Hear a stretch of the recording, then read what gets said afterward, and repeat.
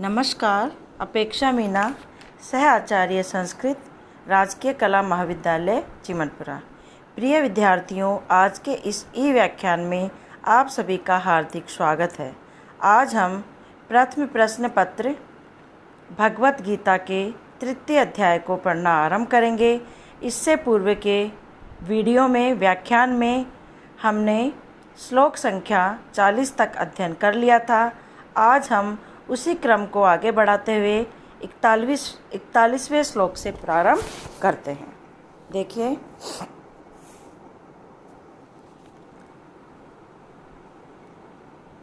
तस्मात्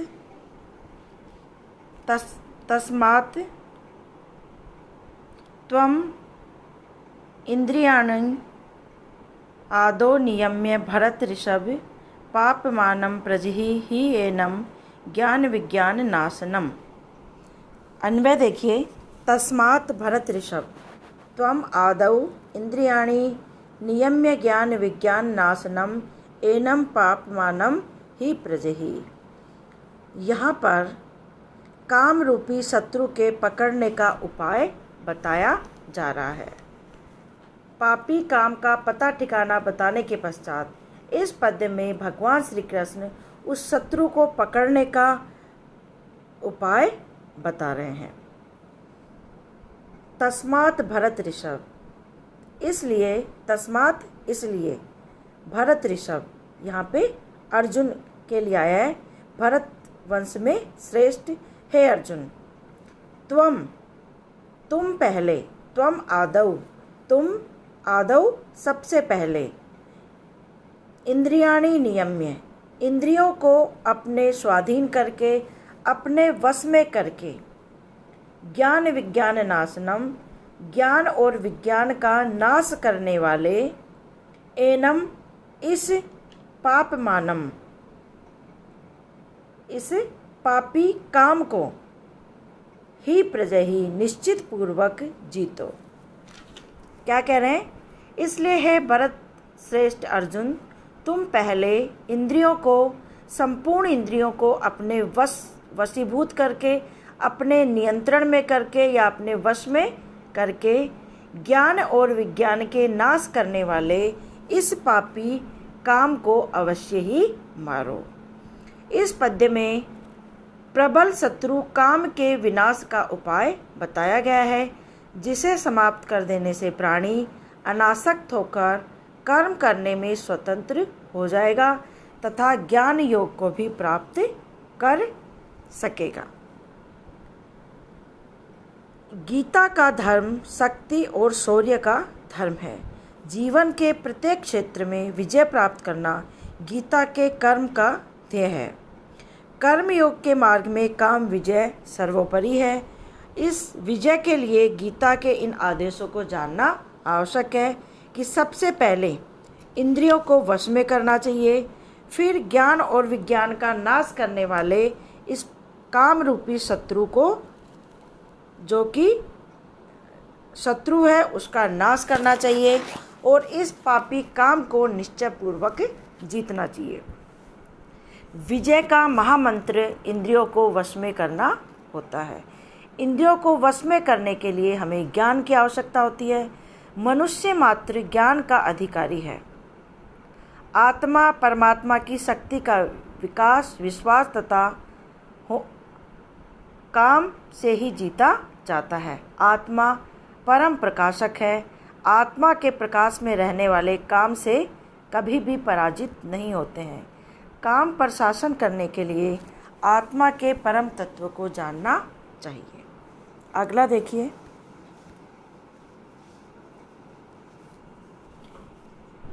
इंद्रियाणि पराणि आहु इंद्रियेभ्यः परं मनः,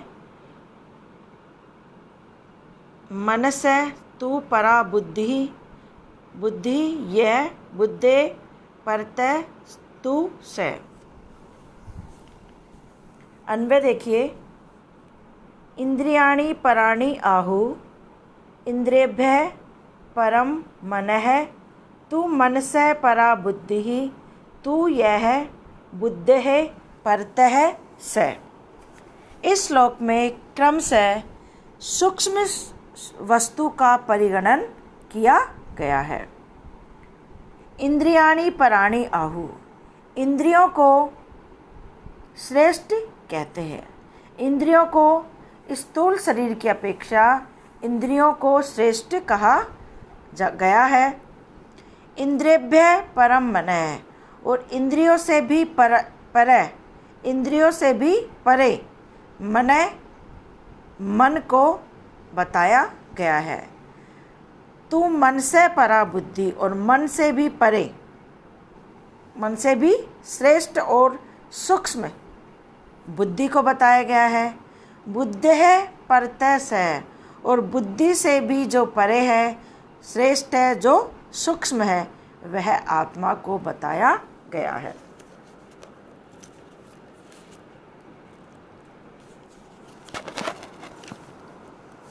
यहाँ पर कहा जा रहा है कि इंद्रियां जो है वह स्थूल शरीर की अपेक्षा श्रेष्ठ और सूक्ष्म कही गई है। इंद्रियों से परे श्रेष्ठ और सूक्ष्म मन कहा गया है, और मन से भी परे सूक्ष्म बुद्धि कही गई है, तथा जो बुद्धि से भी अत्यंत परे है वह आत्मा कही गई है। यहाँ पर स्थूल से सूक्ष्म का वर्णन करते हुए आत्मा के महत्व को प्रकट किया गया है। कर्मयोग का प्रधान उद्देश्य मानव चेतना को देवीय चेतना में स्थित करना है। इस उद्देश्य की पूर्ति के लिए शरीर, इंद्रिय, मन और बुद्धि के स्वरूप और शक्ति का ज्ञान अत्यंत आवश्यक है। इंद्रियां श्रेष्ठ है, उससे परे मन, मन से परे बुद्धि, और उससे भी परे आत्मा को कहा गया है। मानव शरीर एक रथ है, आत्मा उसमें बैठने वाला सवार या रथी है।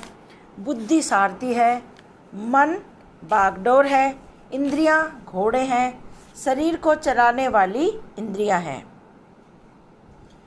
मन अपने संकल्प विकल्प से इंद्रियों को कार्य में लगाता है। मन की सहायता से इंद्रियां कर्म करने में समर्थ होती है। आत्मा जो है, बुद्धि को विशुद्ध बनाने के लिए गीता में ज्ञान योग का उपदेश दिया गया है। आत्मा जो है वो सबका पिता है। वह विश्वव्यापी देव, संपूर्ण शक्तियों का अधिपति, आनंद रूप और ज्योतिर्मय है। आत्मा से संचालित मन, बुद्धि और इंद्रियों में जीव के संपूर्ण अभावों, दुखों और दोषों को दूर करने की सामर्थ्य होती है।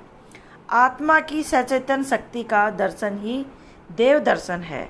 आत्मा के प्रकाश में रहने वाला सदा सुखी रहता है। आत्मा से दूर हटने वाला धुंधले और अंधेरे में चेतनाहीन रहता है। इंद्रियों और मन पर विजय, संयम, जप, तप, दान, धर्म आदि सब आत्मा को जानने और आत्मवान होने के लिए है। जीव को अपने क्रमिक विकास के लिए इंद्रिय बल, मनोबल, बुद्धि बल और आत्मबल की ओर क्रम से बढ़ना चाहिए। आत्मबल सर्वश्रेष्ठ है। उसके सामने काम भावना, काम जो है उसका ठहरना संभव नहीं है। अगला देखिए। एवं बुद्धे परम बुद्ध्वा संस्तभ्य आत्मान आत्मना जहि शत्रु महाबाहो काम रूपम दुरासदम। अन्वय देखिए। महाबाहो एवं आत्मना आत्मनम संस्तभ्य बुद्धे परम बुद्ध्वा दुरासदम काम रूपम शत्रुम जहि। तीसरे अध्याय के इस अंतिम श्लोक में काम का परित्याग करने के लिए कहा जा रहा है कि काम के परित्याग करने पर बल देते हुए, उपदेश देते हुए यहाँ पर भगवान श्री कृष्ण अर्जुन से कह रहे हैं, महाबाहो, हे विशाल भुजाओं वाले अर्जुन, एवं इस प्रकार, आत्मना आत्मनम, इस प्रकार अपने आप को अपने द्वारा, हे अर्जुन, इस प्रकार अपने आप द्वारा अपने आप को संस्तभ्य, वश में करके, बुद्धे परम बुद्धवा, बुद्धि से श्रेष्ठ परम आत्मा को बुद्धवा जानकर। दुरासदम, भयंकर काम रूपम शत्रुम जही, इस भयंकर दुख से वश में किए जाने वाले काम रूपी शत्रु को मारो। क्या कह रहे हैं कि हे विशाल भुजाओं वाले अर्जुन, इस प्रकार अपने आप के द्वारा ही अपने आप को वश में करके बुद्धि से भी श्रेष्ठ इस परम आत्मा को जानकर दुख से या मुश्किल से वश में किए जाने वाले इस काम रूपी शत्रु को तुम जही मार डालो। यहाँ पर भगवान श्री कृष्ण का कहने का तात्पर्य है कि काम रूपी शत्रु के परित्याग के बिना तो मोक्ष भी असंभव ही है। उसका त्याग एकमात्र बुद्धि से श्रेष्ठ आत्मा के ज्ञान द्वारा ही संभव बताया गया है, निष्काम कर्म के द्वारा नहीं।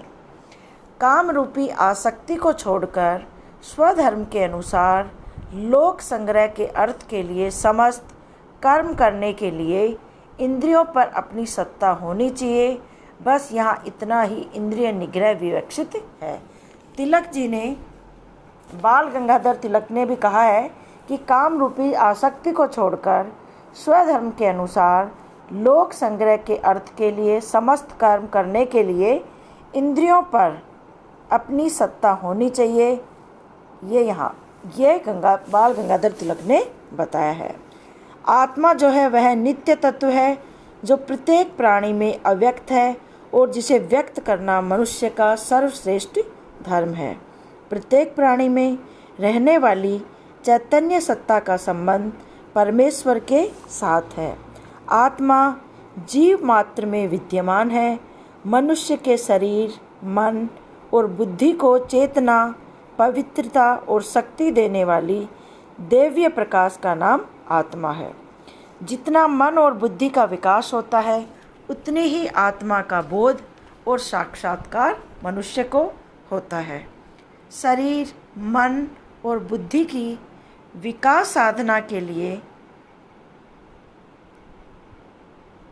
जो नितांत आवश्यक है उसका वर्णन गीता में इस प्रकार किया है कि आत्मा बुद्धि से परे है, ऐसा जानना चाहिए। आत्मवान बुद्धि से मन को वश में करो और काम रूप दुर्जय इस शत्रु को जीतो। काम पर विजय प्राप्त होते ही ज्ञान की निधि हाथ लगती है, दैवी रहस्य प्रकट होते हैं और अनंत आनंद का मार्ग अग्रसर होता है। कर्मों में पूर्णता प्राप्त करने का अतुलित बल अनायास ही मनुष्य के हाथ में लग जाता है।